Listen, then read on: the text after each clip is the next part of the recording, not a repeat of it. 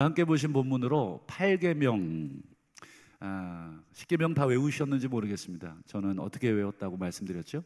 그 앞에 글자 일다, 이우, 삼망, 사안, 오공, 육살, 칠간, 팔도.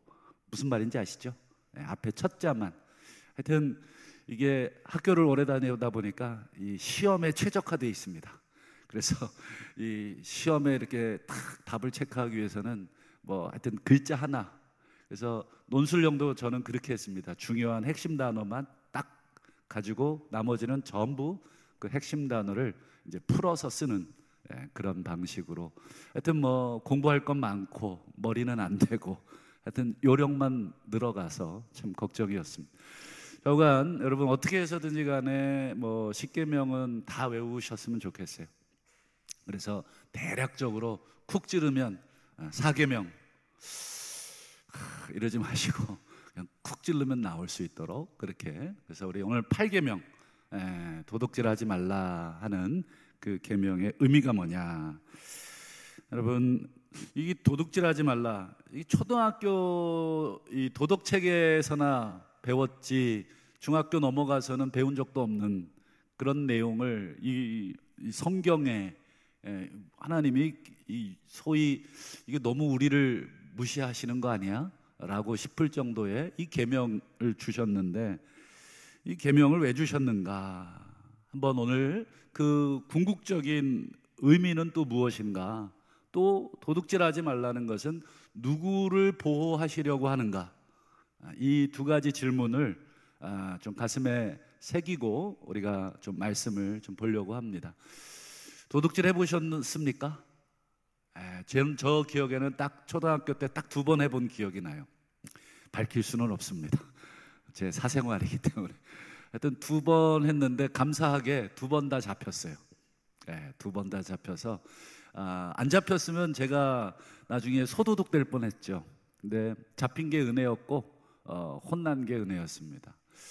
물론 더 했겠죠. 더 했겠지만 제 기억에 남아있는 기억은 그렇습니다. 물론 어른이 돼서는 누구 것을 훔치거나 이래본 기억은 많지 않지만 또 부지 중에 또 그럴 수도 있죠. 부지 중에 또 나는 이 정도는 도둑질 아니야 라고 생각했는데 그게 사실은 또 도둑질일 수도 있겠고. 하여튼 이 남의 물건을 손을 대보셨는지 모르겠지만 기본적인 도둑질의 의미가 뭐죠? 남의 것을 허락 없이 가져가는 행위, 이게 도둑질입니다. 그래서 성경을 찾아보니까 이 도둑질의 종류가 뭐가 있나 찾아보니까 소, 양 등의 어떤 가축, 그리고 또 뭐가 있었냐면 사람을 어떻게 훔쳐가요? 인신매매. 요셉이 자기는 도둑질을 당했다 이렇게 원문에 보면 그렇게 돼 있어요.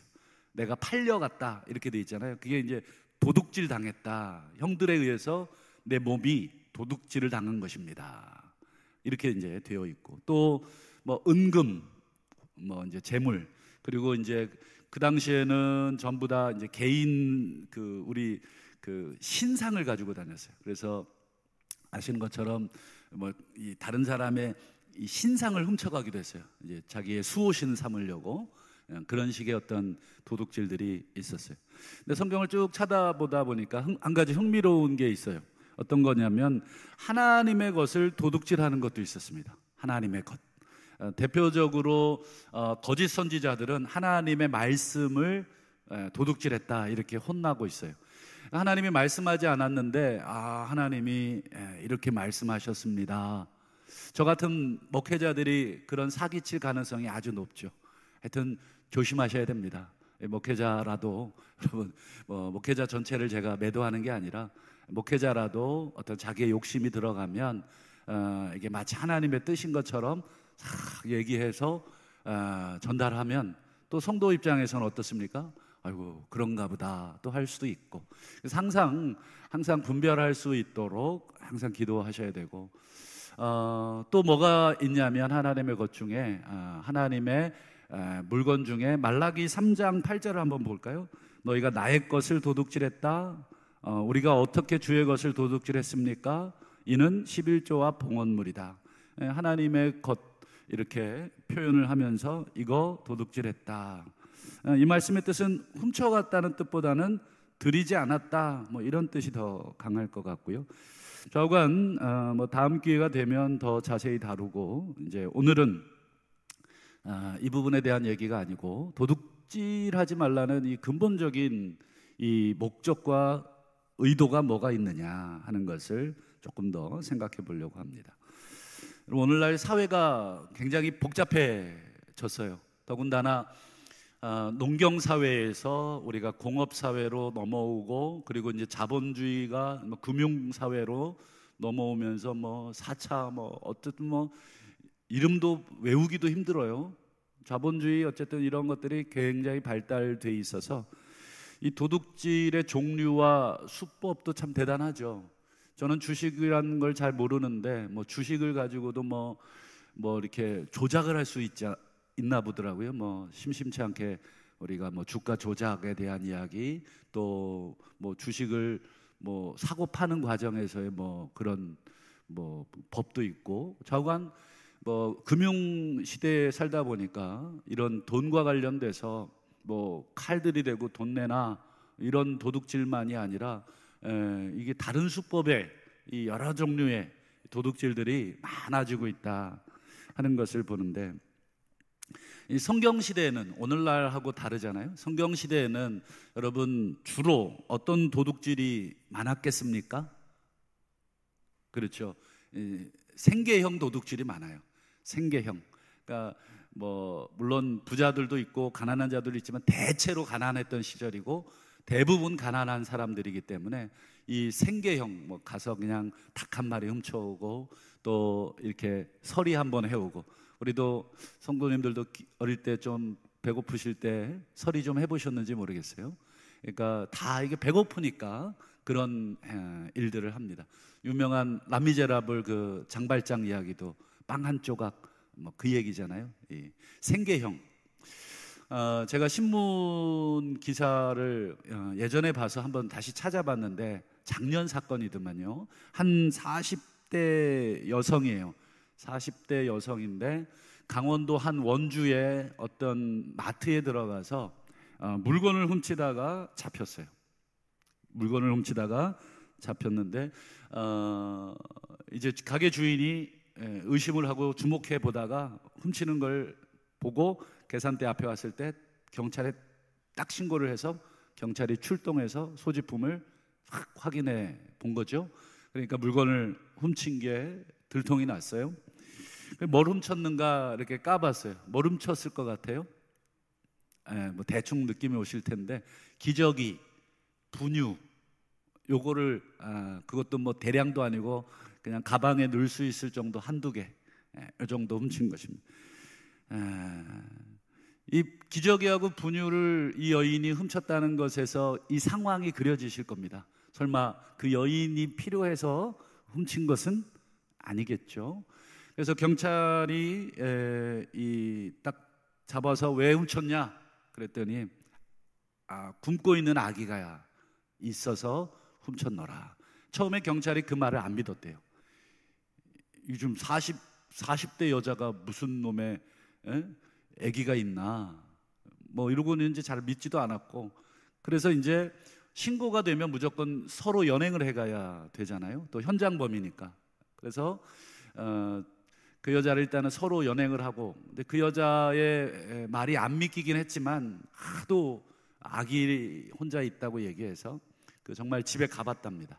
조그만한 이 방 한 칸짜리에 있는데 이 배가 고파서 정말 목 놓아서 울고 있는 그 아기가 이렇게 혼자 누워 있더랍니다. 그러니까 이 경찰이 그걸 보고는 마음이 얼마나 짠한지, 본인도 이제 신혼이었고 본인도 아기가, 고만한 아기가 있어서 부모의 마음을 알아서, 그래서 이 엄마는 어쩔 수 없이 경찰서에 이렇게 구류해 두고 이제 본인이 다시 마트에 가서 자기의 사비를 들여서 기저귀와 분유를 이제 사다가 아기를 이제 경찰서로 데려와서 먹였다 하는 그런 기사였어요. 참 여러분, 오늘날에도 이런 생존형 도둑이 있습니다. 참 먹고 살기가 빈부격차가 더 벌어지니까 이 도둑들이 점점 많아지죠. 하물며 여러분 성경 시대에는 생계형 도둑들이 훨씬 더 많았습니다. 여러분 생각하시는 좋은 사회 어떤 사회라고 생각을 하십니까? 오늘 이 8계명을 기준으로만, 도둑질하지 말라는 걸 기준으로 여러분 좋은 사회를 한번 규정을 한번 해보신다면, 도둑질하지 말라는 것과 관련해서 좋은 사회를 논하시오, 신문 이제 시험에 출제가 됐다 생각을 한번 해보시고, 도둑질과 관련된 좋은 사회는 어떤 사회일까? 아마 어떤 분은 이 도둑들 다 때려잡아서 사형시켜서 더 이상 도둑이 없는 나라로 만드는 사회, 뭐 이렇게 답을 적으실 수도 있겠고, 또 뭐 사형까지는 좀 심하고 뭐 한 10년 그냥 좀 무겁게 해서 좀 도둑질을 그러면 손이 찌릿찌릿할 정도로 겁을 먹게 해서 도둑질하지 못하게 만드는 사회. 제가 지난주에 저희 아내랑 이게 술 드시고 운전하셔서 그냥 혼자 다치시면 다행인데, 이게 그냥 아이들 죽이고 행인 쳐서 죽이고, 이게 아무 의식 없이 운전했다고 뭐 심신미약 상태라고 또 주장해가지고, 뭐 그래서 최근에 무슨 법 많이 만들어졌지만 여전히 어떻습니까? 뭐 그런 이 음주운전 상태에서 제가 하도 화가 나서 정말 음주운전 하시는 분들 정말 미안한 말인데, 정말 사형 이렇게 한다 그러면 술 먹고 음주운전할 생각 1도 못 할 텐데, 너무 처벌이 관대하니까 이거 뭐 먹고 그냥 또 그냥 운전대 잡고 이러는 거 아닌가. 제 속마음을 그냥 아내한테 했더니 큰일 날 소리 하지 말라고 뭐 이러면서 또 한참 웃었는데, 여러분이 뭐 도둑질 어떻게 8계명과 관련해서 어떻게 해야 좋은 사회 될까요? 뭐 여러 가지 생각들이 지금 머리에 왔다 갔다 하실 텐데, 여러분 가장 좋은 사회는 도둑이 안 만들어지는 사회가 제일 좋은 사회겠죠. 도둑이 안 만들어지는 사회, 그건 다 부자가 되는 사회를 말하는 게 아닙니다. 가난해도 다른 사람의 물건에 손을 대지 않을 수 있는 사회를 만드는 게 가장 이상적인 사회, 가장 좋은 사회 중에 하나일 텐데, 그래서 여러분 성경에 보면 하나님이 조금 이상한 제도를 하나 만드세요. 그게 한번 레위기 19장 9절과 10절을 한번 보실까요? 자, 곡식 거둘 때, 추수 때죠. 밭 모퉁이까지, 즉 저 끝에 내 귀퉁이까지 다 거두지 마라. 그리고 이 추수하다가 떨어지잖아요. 그 떨어진 이삭도 그냥 내버려 둬라. 그 다음에 10절 보세요. 포도원의 열매를 다 따지 마라. 그냥 뭐 한두 송이는 좀 남겨두든지, 좀 형편에 따라서 그냥 뭐 더 남겨두든지. 그리고 포도 따다가 포도 많이 떨어지잖아요. 그 떨어지는 포도 알갱이까지 다 죽지 마라.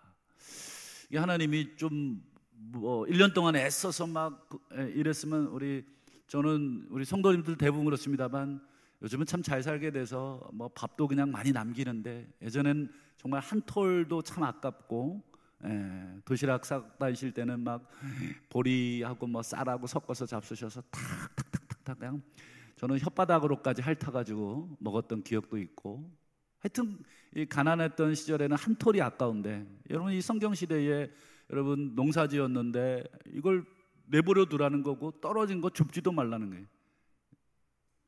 왜 그렇게 만드셨을까? 여러분 답이 있겠죠? 왜 그렇게 만드셨을 것 같습니까? 하나님의 여기 의도가 있는 것입니다. 한번 10절, 우리 하반절, 레위기 19장 10절 하반절 보실까요? 자, 한번 같이 한번 읽어 주시겠습니까? 시작. 가난한 사람 거류민을 위하여 버려두라. 나는 내 하나님 여호와. 이 뒤에 게 정말 무서운 말씀. 내가 네 하나님이야. 버려도. 가난한 사람 거류민. 거류민이라는 것은 이제 객들을 말합니다. 잠시 머물렀다가 가는, 그곳에 어떤 삶의 터전이 없는 그런 분들 있잖아요. 뭐 우리 여기에는 아마 외국인 노동자들도 해당됩니다. 거류민입니다. 잠시 가족과 남편과 뭐 아내, 자식들을 놓고 이곳에 생계형으로 돈을 벌기 위해서 온 외국인 노동자들도 거류민입니다. 그런 자들을 위해서 그렇게 하라. 이게 왜 무슨 뜻이겠습니까? 여러분, 가난한 사람 거류민들은 늘 있는데 여러분들이 이들이 먹고 살기가 정말 힘들어지기 시작하면 여러분, 사흘 굶어서 담 넘지 않을 사람 없다고. 여러분, 이 사람들이 악해서 강도질하고 악해서 도둑질하는 사람보다는 배고파서 생계형 절도, 아까 그 40대 미혼모처럼 생계형 절도자들이 생기는 것입니다. 이들에게 악착같이 줘야 할 것들을 주지 않으면 내 귀퉁이까지 싹 다 추수해가지고 떨어진 것까지 싹 다 긁어 모아가지고 배가 고파서 남의 집 텃밭에 가서 뭐 먹을 것 있나 두리번 해봤는데 없어요. 그러면 어떻게 되는 겁니까? 담을 넘게 되어 있는 것이다. 그러니 그런 자들이 담을 넘지 않도록, 그런 자들이 도둑질하지 않도록 나누어 줘라. 그것 나누어 준다고 너희들과 똑같은 수준의 살림살이가 되지는 않겠지만 최소한 그들이 칼 들고 와서 그리고 담을 넘어서 그렇게 하는 행동은 하지 않겠죠. 여러분, 아마 40대 이 미혼모도 뭐 제대로 된 뭐 아기 분유라든지 뭐 하여튼 최저 인간의 존엄성을 지킬 수 있는 아주 최저 그런 도움만 있었다고 해도 그럼 마트에 가서 그거 할 생각 하겠습니까? 근데 정말 어려우니까 그런 생각까지도 하게 된 것입니다. 여러분, 성경 룻기에 보면 룻이라는 미망인 나오잖아요. 나오미도 미망인, 그리고 그 자부였던 룻도 미망인. 이 미망인, 이 여자 둘이 고향 땅으로 돌아왔는데 먹고 살 일이 막막합니다. 그때 어떻게 합니까? 보아스라는 사람의 밭에 가서 이삭을 줍습니다. 그게 바로 요 성경 말씀에 그대로 적용이 되는 것입니다. 추수할 때. 그래서 보아스가 뭐라 그러냐면, 아유, 저 룻을 위해서 좀 많이 떨궈라. 그리고 덤으로 갈 때 더 좀 주고 가라. 이게 참 풍성한 모습이죠. 여러분, 하나님께서 이렇게 하라, 귀퉁이까지 다 거두지 말고 떨어진 것까지 다 줍지 마라, 이런 말씀 하셨을 때 여러분, 아멘 이렇게 하실 분도 있겠지만 대부분은 어떻습니까? 아깝죠. 내 주머니에 일단 들어오면 또 내가 지난 1년 동안 어떻게 벌었는지 그거 생각하면 한 톨이라도 여러분 아깝죠. 지금 이거 나 먹고 살기도 힘들죠. 이거 가지고 자식 교육하기도 힘들고 뭐 노후 준비하기도 빠듯하죠. 근데 하나라도 더 긁어 모아야 되는데 하나님은 일부러라도 냅두고 떨어진 것들 놔둬라. 알고 보니까 이거 다 가난한 사람 주려고 하나님이 그렇게 하신 것이잖아요. 그러니까 여러분, 잘 순종이 잘 안 됩니다. 대부분 이 말씀에 순종했을 것 같지만 그렇게 잘 순종을 못했어요. 이스라엘 사람들이 이 보아스처럼 신실한 사람도 있었지만 대체로는 그러질 않았습니다. 그래서 하나님이 그 다음 구절, 이게 참 대단한 구절인데요. 레위기 19장 11절입니다. 아까 가난한 사람들을 위해서 이삭을 남겨두고 포도 송이를 남겨두라 이렇게 말씀하셨잖아요. 그 다음 구절이 이 말씀입니다. 11절, 너희는 도둑질하지 마라, 이 말씀입니다. 집에 가서 한번 읽어보세요. 갑자기 도둑질하지 말라는 거예요. 이게 무슨 뜻이겠습니까? 지금 오늘 이 문맥으로 이걸 해석을 해야 됩니다. 문맥상 이 도둑질하지 말라는 것은 무슨 뜻이겠습니까? 그렇죠. 가난한 자들을 위해서 알곡을 남겨두고 포도송이를 남겨둬야 되는데 그거 어떻습니까? 남겨둬야 할 몫을 남겨두지 않는 것, 가난한 자들을 위해서 남겨둬라 말씀하셨는데 그거 안 남겨두는 것, 가난한 자들에게 가서 주머니 털어서 훔쳐오는 것만이 도둑질이 아니라 하나님이 가난한 자들을 위해서 남겨두라고 하신 목, 그 몫을 남겨두지 않는 것도 도둑질. 그래서 도둑질하지 말라는 말은 그 문맥에서 이해할 수 있는 것입니다. 여러분, 우리는 아마 칼 대고 뭐 해가지고 남의 거 훔쳐 오신 적은 없지만 마땅히 줘야 할 내 몫을 안 주는 것도 여러분 도둑질이라는 생각 잘 안 해보셨을 겁니다. 이건 뭐 내 건데 뭐 내 거 내가 주든지 말든지. 그러나 오늘 성경의 말씀, 우리가 하나님의 말씀에 아멘하고 하나님의 말씀에 순종하려고 신앙생활 하시는 성도라면 여러분, 이 가난한 자들을 위해서 줘야 할, 남겨둬야 할 그 몫을 남겨두지 않는 것도 도둑질이다. 그 도둑질하지도 마라. 한마디로 여러분, 이 도둑질하지 말라는 이 8계명은 크게 두 측면이 있는 것입니다. 남의 거 훔치지도 말아라, 첫 번째겠죠. 두 번째는 무엇입니까? 그렇죠, 도둑질하지 않도록, 도둑질하지 않아도 되는 그런 최소한의 인권, 최소한의 존엄성이 지켜지는 사회가 될 수 있도록 주변에 생계형 도둑이 없는지, 정말 주변에 먹고 살 일이 막막해서 모자간에 문 닫아놓고 정말 끔찍한 생각을 하고 있는 가정은 없는지. 우리가 하나님이 아니라 다 살필 수는 없는 인간적인 한계가 있겠지만 그래도 최소한 우리 공동체 안에서는, 우리가 뭐 전 세계 아프리카에 있는 사람까지 다 하라는 것도 아닙니다. 여러분, 할 수도 없죠. 최소한 우리 주변에, 최소한 우리 교회, 최소한 우리 가족 중에 너무 형제간에도 힘들어가지고, 여러분 형제간에도 말 못하잖아요. 형님, 내가 너무 힘들어요. 이거 말 못합니다. 형님으로서 한번 물어봐 주고, 뭐 동생 요즘 일은 어때? 조카들은 어때? 또 동생으로서 또 형님보다 형편이 나으면 형님 어떠세요? 이렇게 한번 물어봐 주면, 여러분 안 물어봐도 어느 정도 우리 가까운 사이면 눈치가 백단입니다. 딱 보면 아시잖아요. 그러면 여러분, 남몰래 뭐 내가 돈은 줄 수 없으면 반찬도 해다 드리고, 또 쌀도 좀, 요즘 쌀 많이 남으시잖아요. 그렇죠? 좀 이렇게 굶지라도 말라고 좀 나누어 주시고, 뭐 여러 가지 하여튼 상대방이 정말 자존심 상하지 않을 범위 내에서 자존심 상하면 어떨까? 여러분, 그거보다 그 사람이 굶는 게 더 문제니까 어떻게든지 간에 음으로 양으로 또 직간접적으로 도울 수 있는 방법들, 최소한의 생존권과 존엄성이 여러분 지켜지는 사회로 만들라. 이게 도둑질하지 말라의 이 이면, 밑바닥에 깔려있는 하나님의 정신입니다. 그래서 여러분, 레위기 25장 35절을 보면 하나님이 이렇게 말씀하셨습니다. 같은 맥락인데요. 내 형제가 가난하게 되어 빈손으로 내 곁에 있거든 너는 그를 도와 너와 함께 생활하게 하라.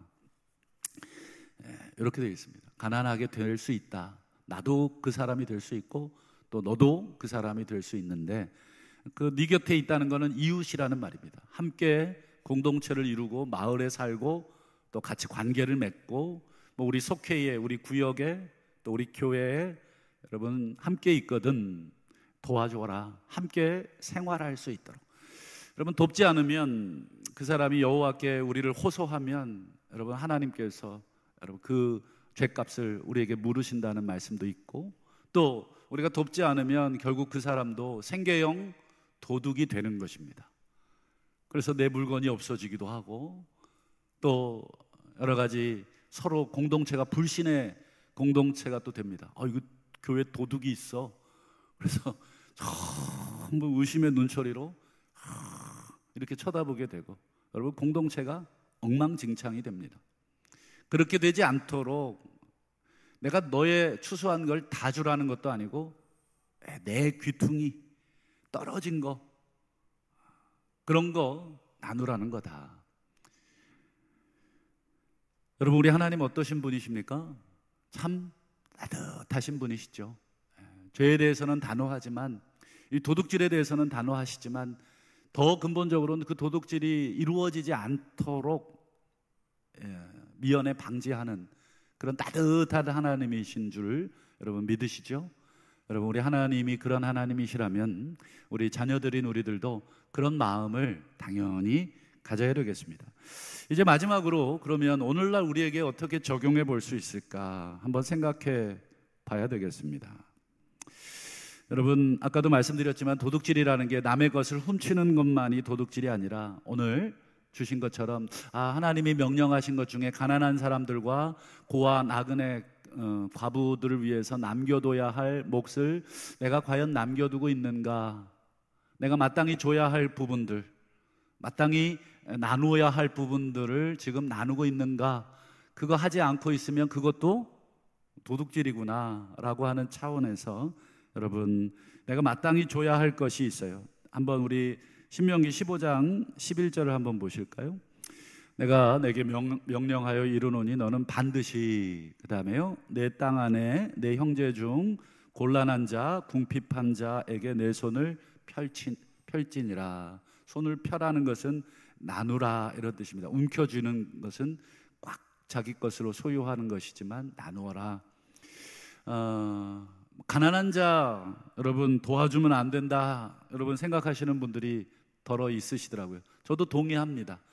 그런데 왜 그러냐, 자꾸 도와주면 게을러진다는 것입니다. 자꾸 도와주면 또 무기력해진다는 거예요. 일을 안 한다는 거예요. 맞는 말이라고 생각을 합니다. 그런데 우리가 한 가지 분명히 알아둬야 될 게 있습니다. 성경에서 말하는 가난이라는 것은 막 게을러서 일 안 해가지고 가난함이 아닙니다. 이해가 되시죠? 성경에서 말하는 가난은 구조적 가난을 말합니다. 구조적 가난이라는 것은 아무리 일해도 아무리 노력해도 벗어날 수 없는 가난. 대표적으로 어떤 사람이 있겠습니까? 고아들은 그렇습니다. 과부, 지금이야 뭐 혼자 되신 분들 능력이 많아서 뭐 커리어 우먼 뭐 골드미스들도 많으시고 하여튼 뭐 여성분들이 훨씬 더 능력이 많은 사회지만 성경 시대는 그렇지 않습니다. 또 뭐 나그네 객 이런 분들도 성경에서 말하는 구조적 가난한 자들입니다. 아무리 애를 써도 이 생계 걱정에서 벗어날 수 없는 그런 사람들을 일컫는 것이지 뭐 일 안 하고 게을러서 가난해진 사람을 이야기하지 않는다. 여러분, 요즘 같은 자본주의 사회에서도 더욱 이 빈부격차가 심해지는 것을 느끼실 텐데 돈을 버는 사회입니다. 은행에 10억 넣으면 1년에 이자가 얼마 나오나요? 요즘 금리가 어떻게 되나요? 잘 모르겠습니다만 뭐 금리가 하여튼 그렇습니다. 하여튼 10억 넣으면 매달 한 100만 원 나오죠? 100만 원 더 나오나요? 잘 모르겠는데 좌우간 그러니까 돈을 넣어놓기만 해도 그냥 돈이 나와요. 세상에. 물론 그 돈을 벌기까지 애쓰신 거 알겠지만 자본주의의 생리구조상 그렇습니다. 돈이 없으면 또 돈을 벌 수 없는 그런 구조 속에 우리가 좀 살고 있습니다. 그래서 돈 없어서 일이라도 해보려고 근데 요즘은 농사 짓나요? 농사 지을래도 얼마나 저기 합니까? 그래서 뭐라도 해보려고 은행 가서 돈 빌리려고 하면 돈 없다고 돈도 안 빌려줍니다. 돈은 돈 있는 사람에게 빌려주는 곳이 은행입니다. 돈 없는 사람은 신용 등급이 낮다 그래서 갚을 능력이 없다 그래서 돈이 없어서 빌리러 갈 수밖에 없는데 돈이 없으니까 안 빌려주는 이 구조적인 이 어려움들. 이제 정부에서도 많이 애를 쓰고 있겠습니다만 그런 구조적인 한계 속에 사실은 우리가 있습니다. 그런 자들이 성경 시대에도 많았지만 오늘날의 자본주의 사회에서는 더, 그리고 상대적인 박탈감. 다 가난하던 시절에는 괜찮지만 상대적인 박탈감 속에 내가 절대 빈곤은 아니지만 다른 사람과 비교해 봤을 때 나는 너무 가난해. 여러분들 가난하십니까? 라고 질문을 던지면 아마 여기 중에 한 8은 손들 거면 난 가난하다고. 그 가난의 기준이 많이 달라진 시대를 또 우리가 살고 있기 때문에 그렇습니다. 성경에서 말하는 이 가난은 정말 먹고 살 일이 없는, 정말 굶고 있는 그런 사람들을 향해서 말하는 것입니다. 개인적으로 우리 성도님들이 어려운 분들을 많이 돕고 있다는 것을 알고 있습니다. 너무 감사한 일이고, 그러나 우리 개인적인 것은 또 개인적인 것으로 하시되, 또 우리 공동체가 해야 될 것은 또 공동체적으로도 우리가 해야 되는 것입니다. 우리 전주에 유명한 것이 있더라고요. 와서 보니까. 저도 와서 알았습니다. 전주에 유명한 게 뭐가 있습니까? 비빔밥. 비빔밥. 물론 비빔밥도 유명하죠. 네, 전주에 와서 보니까 얼굴 없는 천사가 유명하더라고요. 얼굴 없는 천사. 이분이 아직 누군지 밝혀지지가 않았더만요. 그래서 한번 쭉 조사를 해봤더니 2000년 정도부터 시작을 해서 지금 24년 동안 기부한 금액이 9,640여만 원 정도. 9억, 죄송합니다. 9억 6,400여만 원. 그러니까 약 10억이 조금 안 되는 거죠. 그러니까 24년으로 25년으로 대충 나눠 보니까 매년 4천만 원 정도를 기부를 하신 거예요. 올해도 아마 8천만 원인가 하셨다고, 작년이죠. 작년에도 8천만 원인가 하셨다 그러더라고요. 토탈 한 10억 정도 하신 거예요. 그게 영화로도 만들어졌어요. 전 그 영화를 이미 봤는데 그 영화의 주인공이 여긴지는 몰랐어요. 얼마나 반갑든지. 좌우간 여러분, 그분은 틀림없이 크리스찬일 가능성이 높겠죠? 아닌가요? 모르겠습니다. 크리스찬이었으면 좋겠어요. 물론 이름이 안 밝혀져서 잘 모르고 얼굴도 모르지만 예수 믿는 사람이었으면 좋겠다 이렇게 생각을 하고 있어요. 우리 교회 1년 구제비 예산이, 우리 여기 구제부장님 계신데 얼마죠? 우리 1년 구제 예산이 1,500만 원입니다. 1,500만 원인데 너무 부족하죠. 그래서 우리 작년과 재작년에 우리 성도님들이 성탄 헌금 드린 거, 그거 한 1,000만 원 정도 나왔나요? 그거 두 번에 걸쳐서 2,000만 원 정도 우리 관내에 어려운 분들에게 좀 나누자 해서 우리 장로님들이 기쁨으로 전부 다 마음을 모아주셔서 올해도 좀 그렇게 했으면 좋겠고, 우리가 이 1,500만 원 가지고는 구제를 하기가 참 어렵죠. 우리 교인들 중에도 참 어려운 분들이 많아서 우리 참 넉넉히 우리가 마음을 나누면 좋지만, 매달 드리면 좋지만 그럴 수도 없는 형편입니다. 그래서 기도하는 것은, 우리 성도님들 함께 기도하고 싶은 것은 이런 구제 예산 또 구제 시설들, 이런 것들이 좀 더 많이 확보될 수 있도록 우리 성도님들이 함께 기도해 주셨으면 좋겠습니다. 그리고 도와주셨으면 좋겠습니다.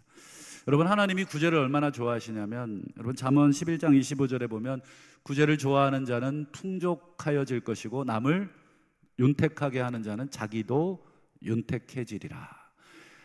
남을 도와주면 내 것이 부족해지는 것이 산수법인데, 하나님 나라의 산수법은 남을 도와주면 나도 윤택해진다. 이게 우리가 하나님을 믿는다고 하면 움켜쥐는 손을 놔라.